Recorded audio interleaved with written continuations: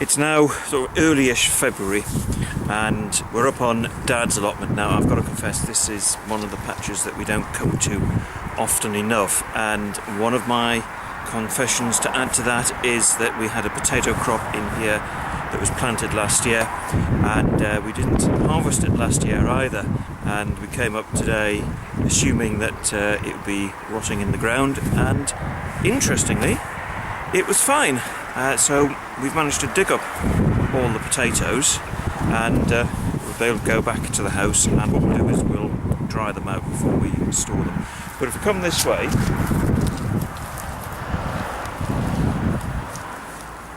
this is the bed that we had the potatoes on, and as you can see it's all been dug up.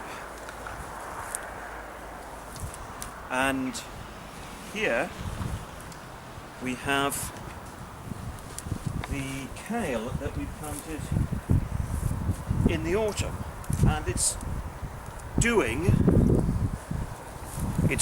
rather well, so we're rather pleased with that, so we'll be harvesting that a bit soon. And over on the bed there I have discovered, and again this is a mistake that we shouldn't allow to happen again, I've discovered an onion crop that we forgot to get in last year. Now that's still in the ground, so I'm going to come up later in the week to get that harvested. As you can see, it's getting quite dark now, the sun will be down in just a few minutes, so this is the end of the activities on this allotment for today.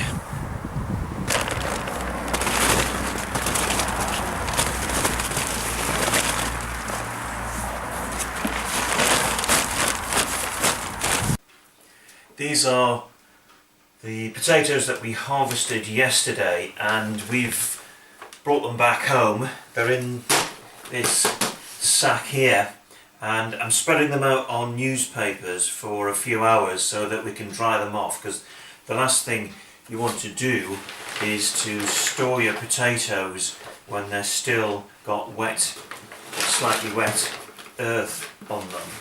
And we'll dry them off and then we'll rub off the soil that's on them.